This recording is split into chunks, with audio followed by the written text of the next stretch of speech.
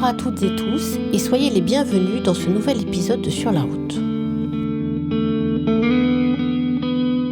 Aujourd'hui, on vous propose de rencontrer Stéphane et... Alors, je m'appelle Fanny Gueff, je suis productrice de plantes aromatiques et médicinales, ici à Tournon. Ça s'appelle La magie des plantes.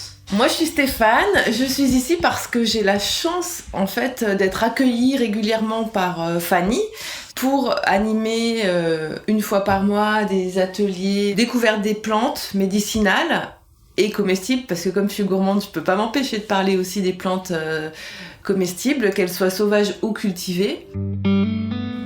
Dans cet épisode, il sera question d'être au contact de la nature, d'avancer à son rythme, d'accepter sa nature à soi, de soins et de petits bobos, et du pouvoir des plantes médicinales et comestibles. Il sera donc question de thym, de fleurs de sureau, de plantain, de mauve, de romarin, de sarriette, de sauge, et la liste est non exhaustive. Bref, de la connaissance des plantes, de prendre soin de nous et de notre consommation responsable. Et donc, comme pour chaque épisode, d'alternatives.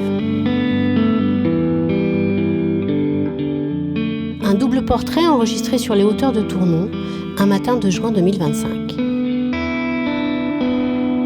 Bonne écoute! Je suis ingénieure agronome de formation, donc moi je conseillais les agriculteurs avant. Et c'est vrai que je les voyais dans leur quotidien. Et il y avait ça aussi qui m'attirait dans ce métier, c'était d'être au contact de la nature, d'avoir son propre rythme, d'accepter sa nature à soi aussi. Et de pouvoir être beaucoup plus présent, d'être plus dans la réalité des choses. Il y a ça aussi qui me plaisait beaucoup. Moi, je suis botaniste de formation. Ça fait un moment que je suis devenue, après plusieurs reconversions, j'ai replongé le nez dans les plantes, pas par le biais de la botanique, mais plutôt par le biais de qu'est-ce qu'on peut en faire. Parce que j'ai rencontré en 2015 deux femmes qui sont dans le Diois, qui organisaient des stages autour des plantes médicinales. Et donc je me suis inscrite et j'en ai fait plusieurs avec elles. Et c'est comme ça que j'ai redécouvert en fait les pouvoirs que je ne soupçonnais pas des plantes que je connaissais par ailleurs sous leur nom. Et voilà, plutôt un attrait, on va dire, esthétique aussi, parce que voilà, je trouve que les plantes c'est beau aussi. Et je me suis dit, mais c'est merveilleux, on peut faire plein de choses. Et donc petit à petit, j'ai commencé à monter mon projet essentiellement d'ateliers pour transmettre mes connaissances autour des plantes et donc plutôt autour des ateliers cosmétiques. Moi, j'étais vraiment plutôt autour de l'utilisation des plantes en externe plutôt qu'en interne, et parce que c'est ça qui m'animait aussi, de cuisiner des petites mixtures, des petites pommades, des petites crèmes, voilà, et de dire aux personnes, en fait, c'est facile, il faut pas connaître non plus des milliers de plantes, on a ce qu'il faut autour de chez nous pour se soigner les petits bobos du quotidien, pour éviter des choses comme la biafine, le cicatril, le Vicks, on peut fabriquer des choses qui correspondent avec des plantes d'ici. Et puis au fur et à mesure, en fait, j'allais cueillir mes plantes pour fabriquer les matières premières. Donc je suis devenue cueilleuse professionnelle. Et puis au fur et à mesure, on m'a dit t'as une gamme presque de soins, pourquoi tu la commercialises pas? Donc j'ai commercialisé ça en 2021. Je me suis lancée sous la gamme Chicky Baume. Et j'ai rencontré Fanny aussi à cette période-là. Et comme toutes les plantes que je cueillais, je pouvais pas les trouver en sauvage. Et Fanny m'a aussi permis en fait de venir cueillir chez elle. On essaye de faire du troc de temps, ou en tout cas de se donner, que je puisse lui donner des coups de main autant que faire se peut. Elle est beaucoup plus généreuse que ce que je peux lui offrir, mais voilà. En tout cas, ça me permet de récolter des plantes que je trouve pas en sauvage, et surtout aussi sur un terrain qui est sain. Et ça, c'est hyper important parce qu'on est vraiment sur des parcelles qui sont hyper saines. Et donc, c'est hyper rassurant par rapport à moi, ce que je vais mettre dans mes produits. Je suis hyper rassurée et je peux offrir aux clients et au public de nos ateliers aussi la sécurité de savoir qu'on n'a pas des intrants qu'on veut pas avoir dans les produits, quoi.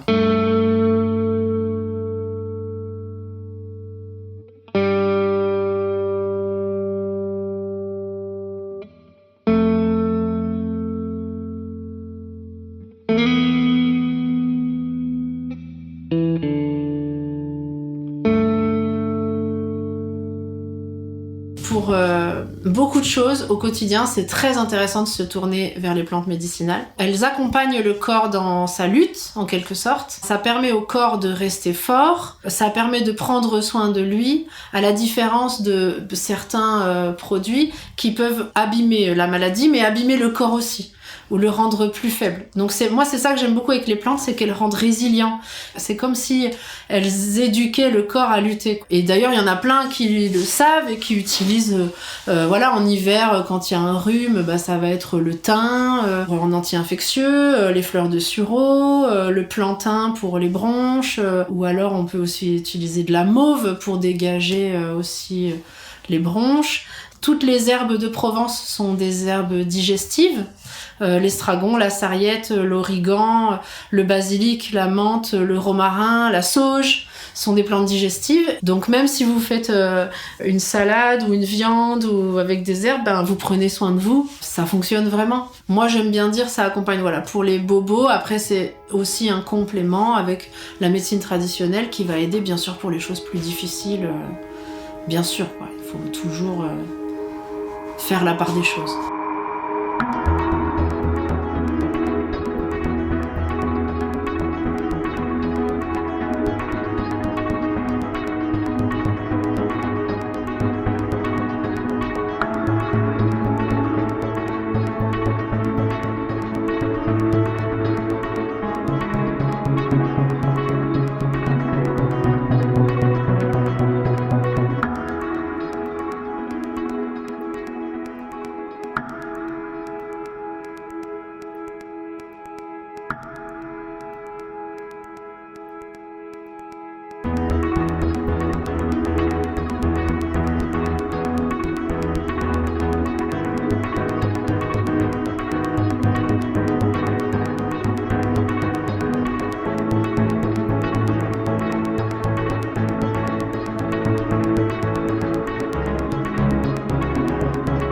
Vous êtes bien à l'écoute de Sur la route.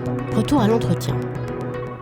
La connaissance des plantes, en fait, est un résultat de siècles et de siècles d'essais, de personnes peut-être qui sont mortes, peut-être qui sont tombées malades. Donc on sait que ça, il faut pas le faire comme ci et ça. Là, moi, j'ai cité beaucoup de plantes aromatiques parce que elles ont aussi cette qualité-là, que leur odeur et leur goût, c'est la même molécule que celle qui va soigner, qui va apporter. Donc il y a ça aussi. Alors il y avait peut-être un attrait olfactif, gustatif. J'ai envie quand même de me dire que oui, ils savaient. Enfin, je pense qu'ils étaient pas bêtes, voilà. Les plantes, en fait, sont très très riches en minéraux, en oligo-éléments. Souvent, on ne sait pas assez. C'est-à-dire qu'elles vont effectivement nous permettre de nous soigner, mais pas que, en fait, d'apporter des choses qui nous manquent, en fait, pour notre bien-être, pour être... Et je pense que par rapport à ce que tu disais, l'ethnobotanique qui se développe de plus en plus ces dernières années, et tu dis ça, justement, les savoirs ancestraux des vallées, il y a des personnes qui vont étudier des choses dans des vallées italiennes ou françaises, voilà. Et ce qui est hyper intéressant de voir, c'est que les anciens, ils allaient faire leur salade en allant cueillir autour de leur maison. Ils avaient une connaissance, comme tu disais, Fanny, empirique. Ça s'est transmis de génération en génération. Je sais pas s'ils se posaient vraiment la question de savoir ce que ça allait leur faire. Après un vêlage, par exemple, ils faisaient des fumigations de plantes, notamment du romarin ou de la sauge ou quoi. Ils allaient pas chercher des choses chamaniques, c'était des paysans d'ici, quoi. Ils allaient pas chercher forcément la sauge blanche. Ils prenaient ce qu'ils avaient sous la main, ça pouvait être aussi de l'artémisia ou des choses comme ça, et ils faisaient des fumigations pour nettoyer après un vêlage. Et ça, je trouve que c'est des connaissances qu'on a un peu perdues, où on se dit que ça peut être un peu perché. Maintenant, c'est des fois attribué aux bobos qui veulent se soigner avec des nouveaux process, ou bien, alors qu'en fait, c'est juste revenir à la terre. Et en externe, moi, je suis fille de pharmacienne. J'arrive avec une utilisation médicale et de pommades vraiment les pires, on va dire. Et c'est vrai que j'ai testé des plantes. Par exemple, je peux citer l'Achillée millefeuille, qui est une plante qui en interne n'est pas la meilleure, mais par contre, en externe, elle est hyper efficace pour tout ce qui est problème de cicatrisation, même en profondeur, sur une plaie même ouverte. Comme elle est hémostatique, elle va permettre d'arrêter les saignements et de refermer la plaie en profondeur. Là où on pourrait aussi se dire, on peut prendre la consoude, la plante qui soude, mais la consoude, elle va fermer très rapidement, et du coup, ça risque pas d'être fermé en profondeur. Et ça, je l'ai testé vraiment sur plein de gens, et même sur ma maman pharmacienne, et il y a des résultats efficaces, et c'est rassurant en fait d'avoir aussi des personnes qui peuvent être, Fanny le disait un peu, mais avoir des doutes ou quoi, et de leur montrer qu'en fait on fait des produits. J'ai l'habitude d'utiliser un sorte de, pas slogan, mais c'est simple, naturel et efficace en fait, parce que l'efficacité pour moi elle est importante aussi. On est beaucoup, je trouve, dans notre métier, on parle toutes d'efficacité parce qu'on s'est rendu compte à quel point les plantes étaient efficaces. Moi, quand j'ai commencé, c'est pareil, je me disais c'est des plantes, c'est mignon.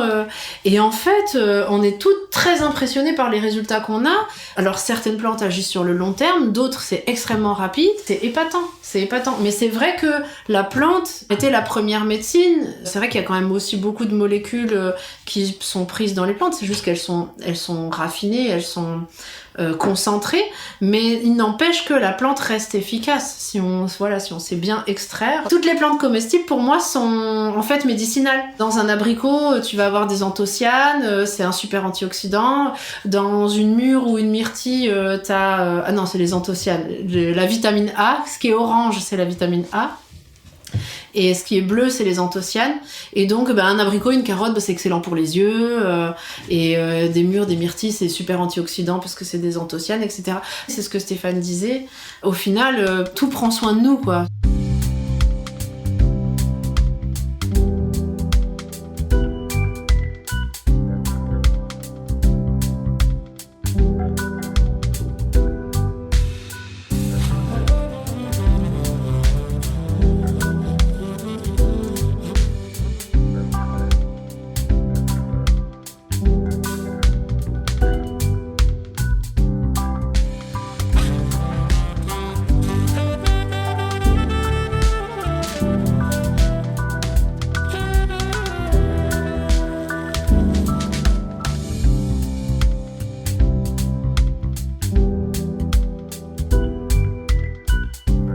Pour soutenir cette émission, adhérez à l'association Résonance, rendez-vous sur notre site résonance.media. Retour à l'entretien. Potentiellement, les plantes qui sont autour de moi, c'est celles qui sont les plus adaptées à moi ? Il y a vraiment des producteurs qui essayent, notamment par rapport à tout ce qui est huiles essentielles que souvent on utilise, qui font tea tree ou Ravinsara ou des choses comme ça qui viennent de très loin. Je sais qu'il y a des producteurs qui sont très à cheval sur le fait de dire qu'il y a d'autres huiles essentielles plus locales qui ont des effets similaires ou en tout cas sur une efficacité à peu près identique, et on n'a pas besoin toujours d'aller prendre des huiles essentielles à l'autre bout du monde. Moi, je suis moins calée sur les huiles essentielles, par exemple. Enfin, j'en connais qui font vraiment cet effort-là et qu'on peut les rencontrer en Drôme-Ardèche et ils sont super calés. Après, je pense que moi, en externe, en tout cas, j'ai réussi avec quelques baumes, en fait, à remplacer une trousse de secours qui était faite de plein de produits issus du pétrole, notamment, et avec effectivement des choses où on savait pas forcément bien lire l'étiquette, vraiment pas savoir ce qu'il y avait dedans. Et puis aussi, il y a beaucoup de produits cosmétiques qu'on achète dans le grand commerce ou quoi, où en fait il y a beaucoup d'eau en fait. L'ingrédient premier c'est de l'eau, et de l'avoir vu moi-même en formation cosmétique un peu plus pro, j'ai vu qu'on mettait de l'eau distillée quoi. Alors que là où on peut mettre, nous, un hydrolat.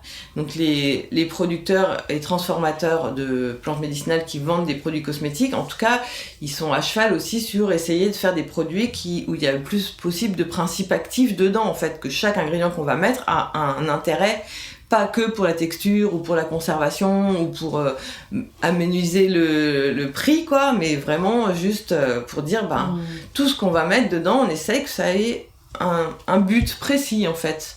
Donc oui, on met pas de l'eau distillée, on va mettre des hydrolats par exemple. Un hydrolat, c'est un produit qui est issu de la distillation d'une plante. Donc la distillation, ça se fait en général dans un alambic. Donc là, c'est pareil, on peut avoir plein de types d'hydrolats et plein de types de distillation. Ça peut être un alambic en cuivre, ça peut être un alambic en inox, ça peut être des gros alambics industriels, parce que voilà, il y a aussi des productions industrielles. Dans cet alambic, dans cette distillation, on peut mettre des plantes qu'on a récoltées autour de chez nous ou bien qui viennent de l'autre bout du monde. Donc tout ça, c'est pareil, c'est pas parce que c'est un hydrolat que c'est mieux que... Enfin voilà, ça dépend. Encore une fois, il faut se pencher sur la provenance des produits. Ça, je trouve, c'est vraiment hyper important. Et donc la distillation, elle permet d'extraire, en fait, on fait chauffer de l'eau, on a les plantes qui sont au-dessus, par vapeur d'eau, en fait, ça entraîne les molécules qui sont solubles et qui vont être entraînées par la vapeur d'eau. Et il va y avoir un système de refroidissement ensuite à la sortie qui va permettre de récupérer d'une part l'hydrolat avec les molécules hydrosolubles, donc solubles dans l'eau, et au-dessus, les huiles essentielles qui flottent, où il y aura les molécules liposolubles, donc solubles dans l'huile, et donc qui vont être un concentré de principes actifs. Et donc on a 2 petits robinets à la sortie, un en haut pour les huiles essentielles et un en bas pour les hydrolats. Mais d'une même distillation, d'une même plante, on extrait les 2. Et souvent, il y a beaucoup plus d'hydrolats puisque, en fait, on a très peu d'huile essentielle dans un produit. Et les hydrolats, c'est la version, entre guillemets, homéopathique des huiles essentielles, parce qu'un hydrolat, il n'y a pas de danger, à part si on est allergique à une plante vraiment et que c'est connu, mais sinon, on peut l'utiliser à la fois en externe et à la fois en interne. Une huile essentielle, il faut vraiment faire beaucoup plus attention, quoi. Les hydrolats, en effet, c'est une espèce de version, mais c'est vraiment un grand raccourci, dilué des huiles essentielles. Par contre, c'est beaucoup plus concentré que l'homéopathie. Je suis désolée, j'aime bien dire quand même, c'est beaucoup plus concentré. Donc mais c'est super génial parce que c'est tout aussi efficace que les huiles essentielles. On peut les utiliser sur les bébés, les femmes enceintes. Enfin, il y a aucune contre-indication parce que c'est dilué, mais assez concentré, on va dire, pour être efficace quand même. Après, oui, c'est vrai qu'on pourrait dire que ça ressemble un peu à une infusion. Les infusions, c'est vrai qu'on a tendance à se dire bon, je me fais ma petite tisane, c'est mignon, mais c'est vrai que c'est aussi très efficace une infusion. Il y a d'ailleurs des nouvelles études qui sont sorties sur les tisanes et qui ont vraiment démontré que l'eau extrait quand même de manière assez importante les principes actifs des plantes. Donc n'hésitez pas à vous soigner avec les tisanes. Après, la distillation, comme l'eau elle est à 100 degrés, je sais pas si on peut comparer une infusion. Une infusion, vaut mieux pas la faire monter à 100 degrés quand même pour pas trop dégrader la plante. Est-ce qu'on peut comparer une distillation à une infusion ? Je sais pas. Mais c'est vrai que oui, les infusions, ça reste très, très puissant, ouais.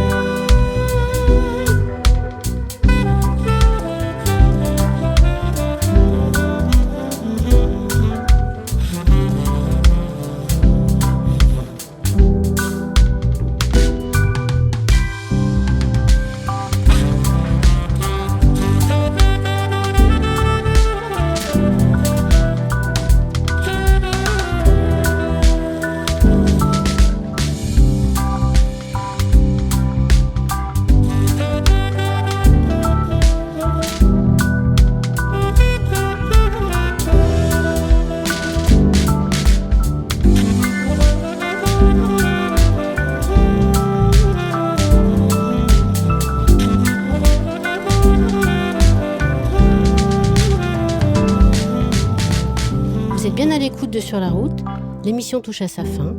On va entendre Fanny et Stéphane une dernière fois autour de l'intérêt de l'utilisation de nos plantes locales. Après, c'est vrai que là, Stéphane, ce que tu as dit était intéressant, c'est que toi, où tu as parlé de quelques kilomètres, le Vercors, la vallée du Rhône, Stéphane, toi, tu as parlé de continents, et là, vraiment, oui, en effet, on peut vraiment parler, je pense, de différences de physiologie, d'alimentation, etc., en fonction des continents.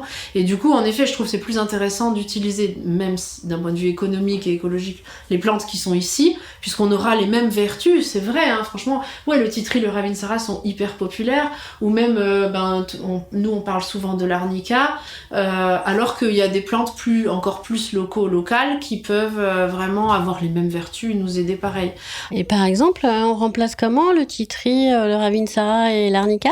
Le thym est une plante extraordinaire. Hein. Le thymol, c'est une molécule qui est hyper anti-infectieuse. Enfin, ça tue tout. Hein. Toi, tu utilises l'extrait de pépins de raisin, de pépins de pamplemousse, qui est super aussi.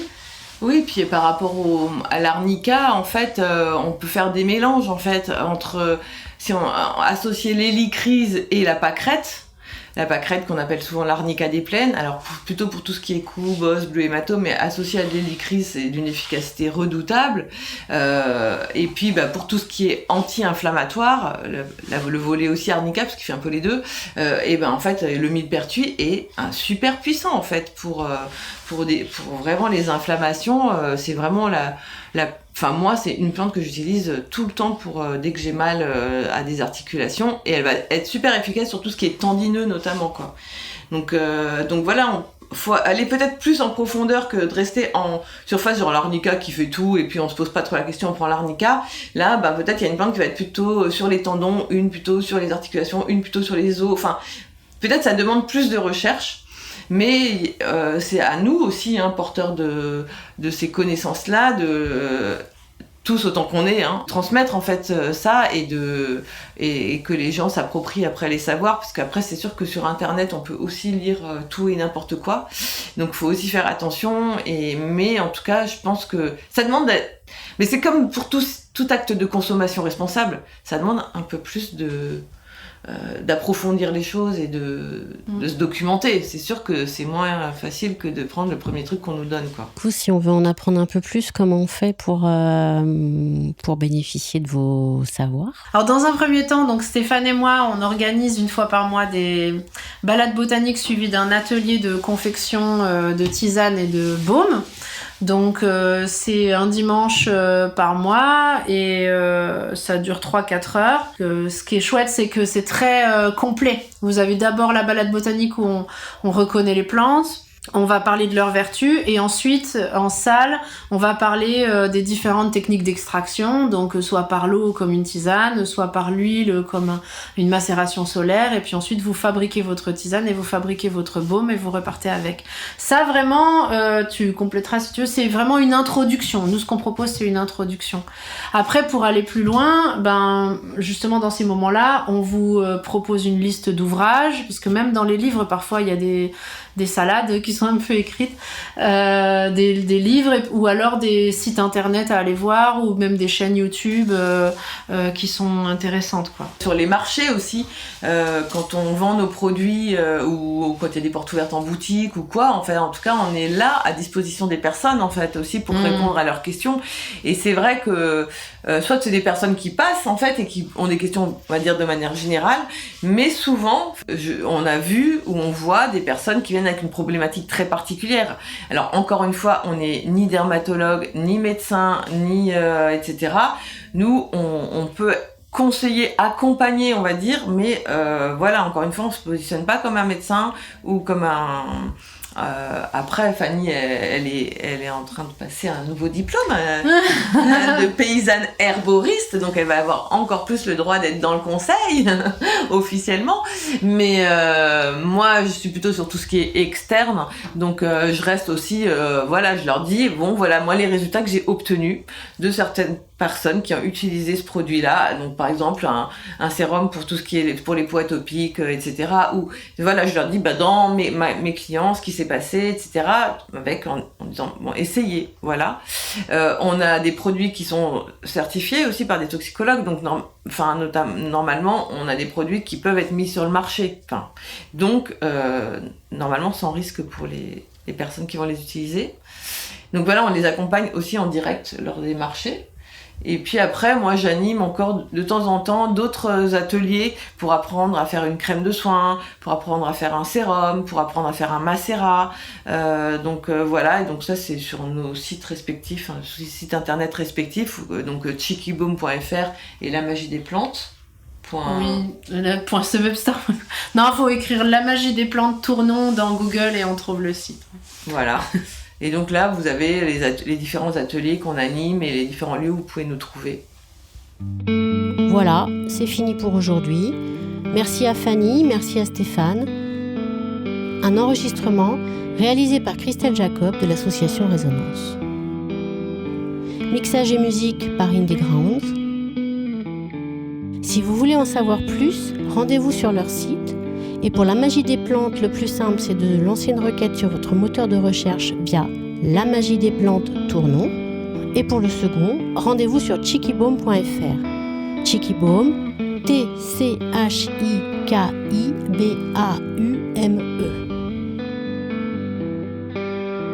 Pour connaître l'actualité de l'association Résonance, rendez-vous sur notre site résonance.media. Résonance, REZONANCE.